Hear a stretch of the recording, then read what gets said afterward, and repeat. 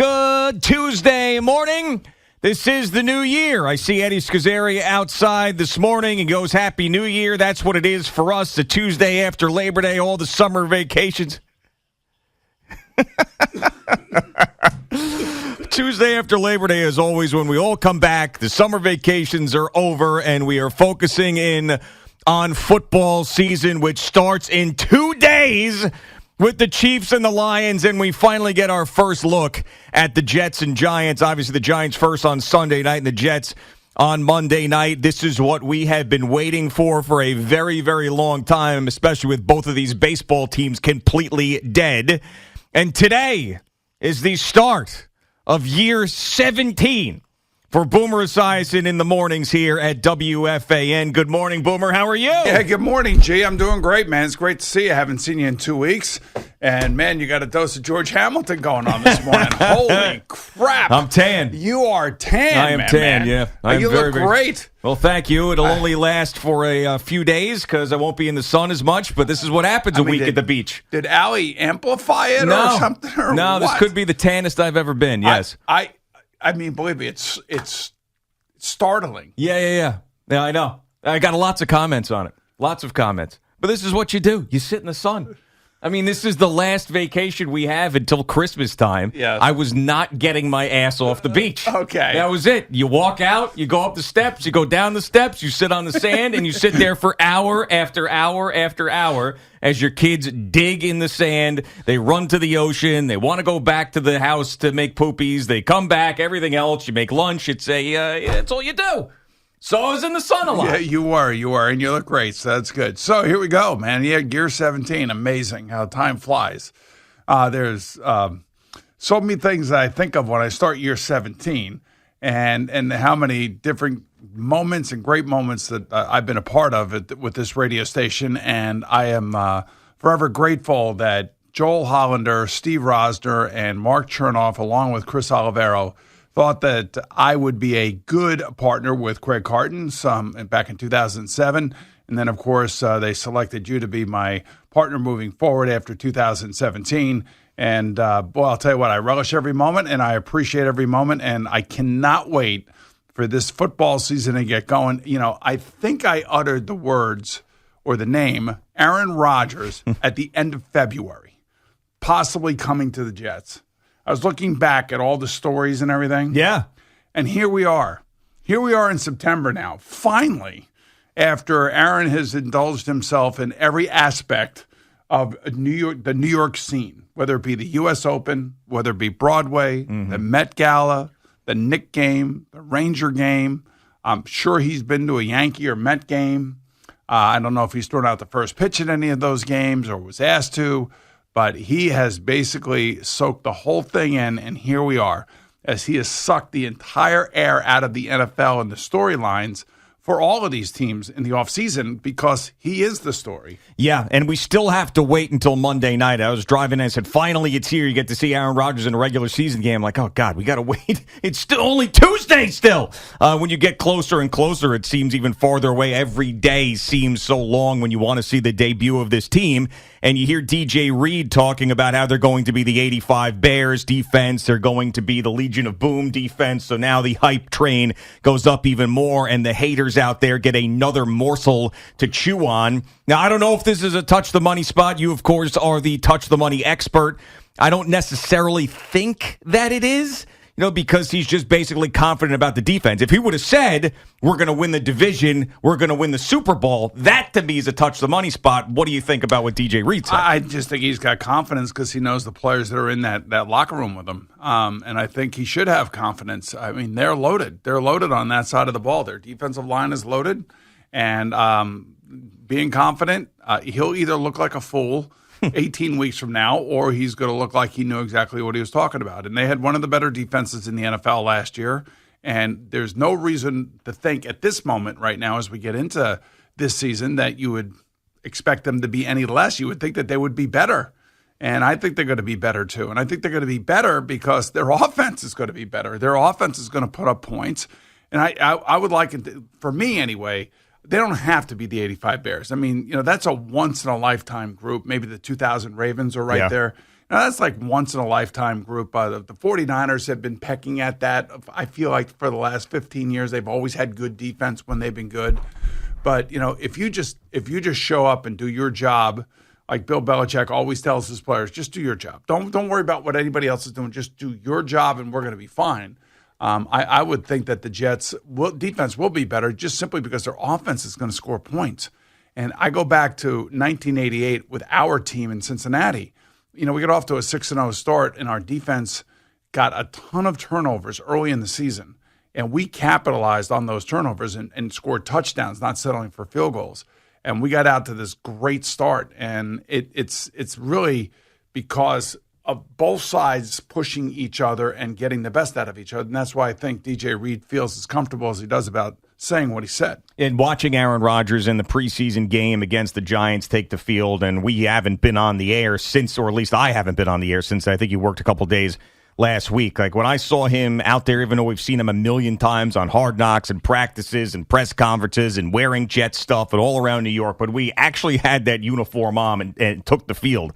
It was like, I still couldn't believe it. I still couldn't believe what I was watching. And I think that we're going to get that same feeling on Monday night against the Bills. And this is, it's a tough spot to say that it's a really, really important game because it's week one and we overreact so much in week one. But God, is this critical for the Jets? But if we come in here Sunday morning and the Giants have beaten the Cowboys, that will be something for the Giants because they've, I think they're like 1-12 in their last 13, and basically Dak Prescott owns them, much like Aaron Rodgers owned the Chicago Bears when he was with the Green Bay Packers. Both of these teams have enormous opening games, and it's not the end of the world if either one loses. But I always think like you want to get off to a good start, especially in your division, especially in your home stadium. Yeah, and the expectations are high for both teams. I think a little bit too high for the Giants, but. Well, what do you think the expectations are? Because their over-under win total is 7.5. Well, I think Vegas.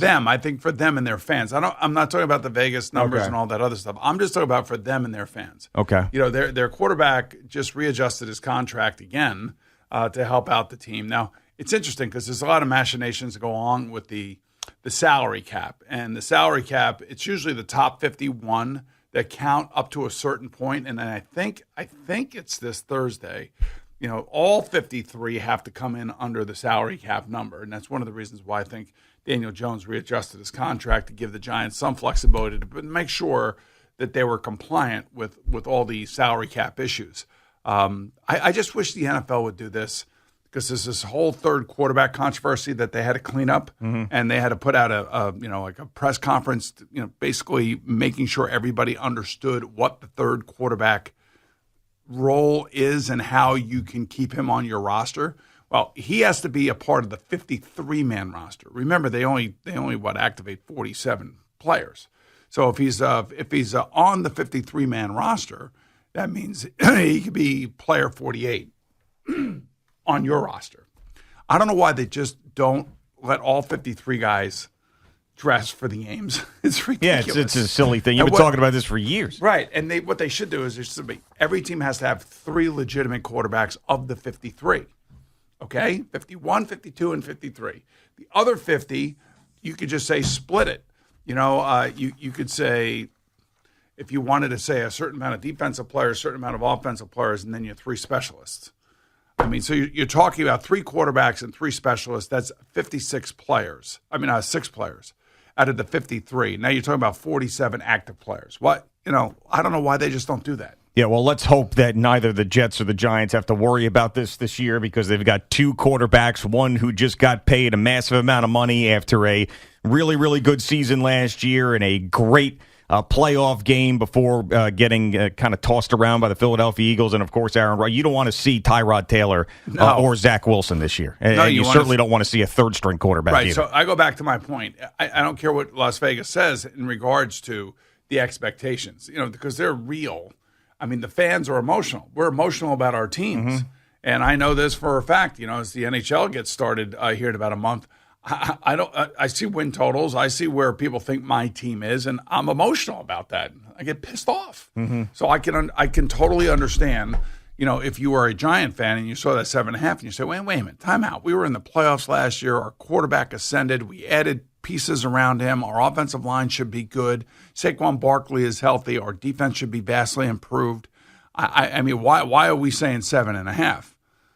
The coach and the coaching staff are really good. Yeah, I think the answer to that is why it's 7.5 is like the schedule is the big thing. That and to me, the schedule could be very overrated or it could be spot on. We could be looking at these teams and they turn out exactly the way that we expected them to, but most of the time that does not happen. And there's games in there that you think are much tougher than they end up being. But that's really the answer why is last year they had one of the easiest schedules in football. And this time we were as it turned out moving along the season, right?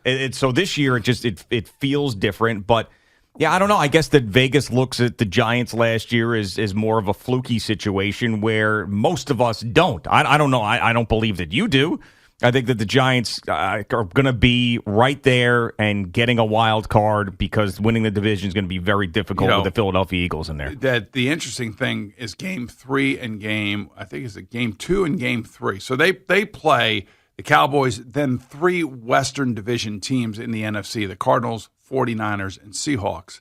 That Cardinal and 49er, those 2 games, one is on Sunday, the Cardinals, and then the Thursday night game is week 3 at the 49ers. Mm-hmm. So the Giants will be staying out there in Arizona and practicing out there for that short week. And that's a killer. Yeah, I think that's already been talked about. I think that they have confirmed that that's exactly what they're doing because there's no way in hell they're going to be able to fly back and forth from the. But that's a killer part of the schedule. They should absolutely wipe out the Cardinals.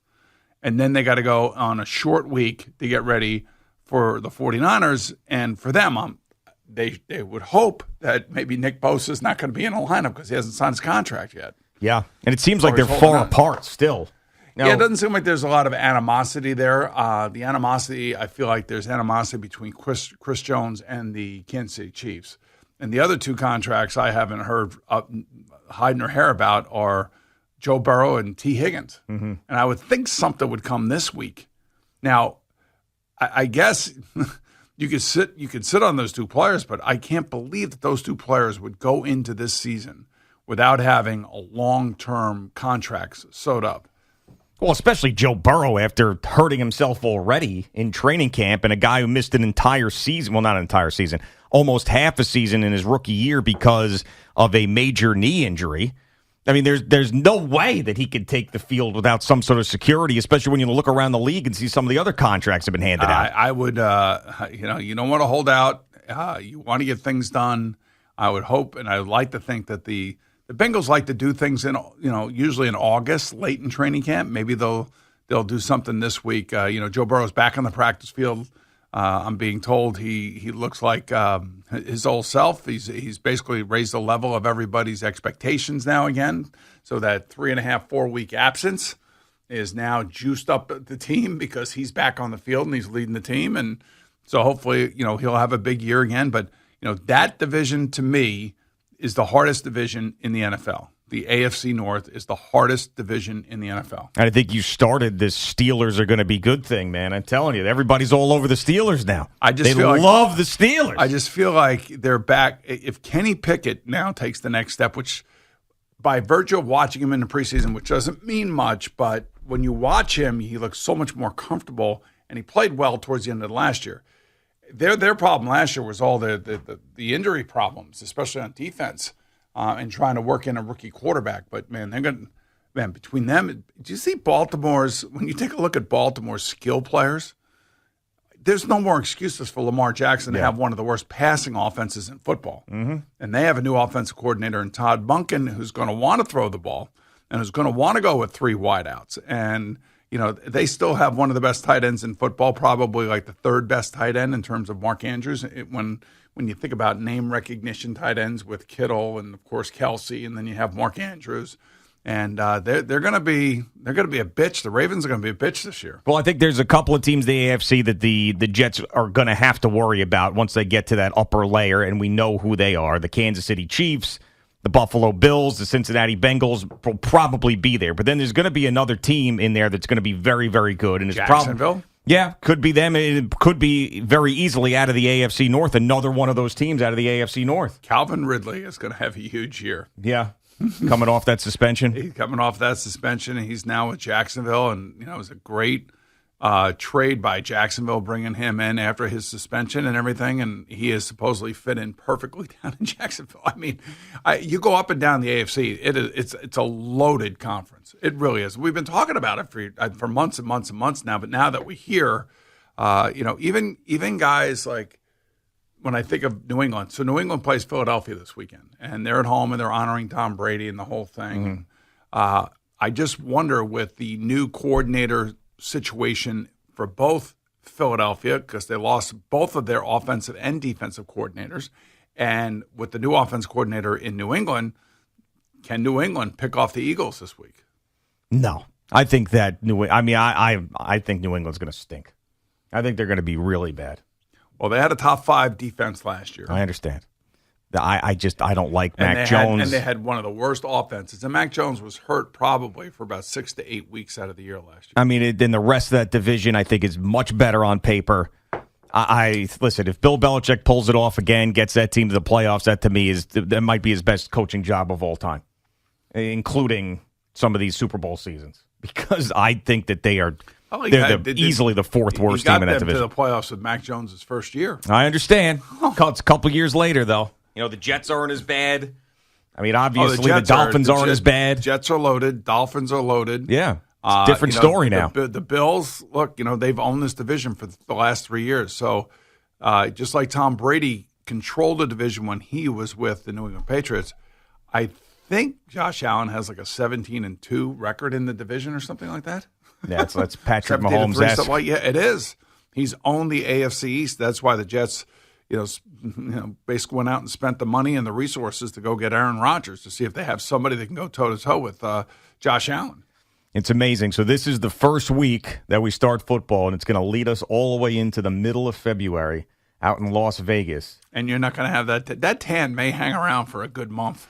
That's a month-long tan, I'm telling you, dude. I'm going to try to moisturize. You got Allie can moisturize you, and keep you dark like that. I don't know, man. It usually goes away quick. I got to stay in the sun, or I'm going to be pale as hell by February. Al, I was startled when I saw him this morning. Yeah, even I know we're probably focused on his face. Like, look where his arm and elbow kind of meet. It is dark. Oh, yeah. Now, is it above or is it a golfer's tan? No, I think it's a little bit better than normal. Like, yeah, a little bit better. It's actually, losing the weight, I had the shirt off a little bit at the beach. I don't normally do that, so I got a little bit of a tan chest and belly area as well. Man, all you need is a couple change, baby. Rock it and rolling. And by the way, and I know we got to go to break here, but I would just say that we do have one of those issues, Al, that you could get a million phone calls on. And this is the Charter/Spectrum ESPN deal, Disney deal, that, if you live in New York City and you're a Spectrum, customer and you want to go watch ESPN starting last Thursday, nope. Yeah. No ABC, no local ABC channel, no Disney, no ESPN. Yeah, and in the past, those things would get resolved pretty quickly. This day and age, I don't know. This could be a very long battle, but we'll get into that more. But I do have a thing that if you want to sever ties with your cable provider, you could sever those ties, and you could just, as long as you have a streaming TV capability, you just go to Fubo TV and pay them, and you can pretty much get everything else you want. And by the way, the Fubo TV interaction is actually about as good as there is. Really? When it comes to changing channels. Because that's a big problem when you're going the input. I know you always talk about that. Switching the inputs really bothers you. It's a pain in the ass. It doesn't bother me as much, but if you're on Fubo and you favorite your channels, and you want to change the channel, you hit I think it's a menu button or whatever, all those channels then come up in a row, and you can easily select any one of those channels for your favorite. Easy as that. It's as easy as that, and, maybe actually be a little cheaper. All right, Boomer and Gio just getting started on this Tuesday after Labor Day. We'll get Jerry Recco in here in just a couple of minutes to give you the first update of the day. First, Boomer's got something for you. We'll be right back right after this.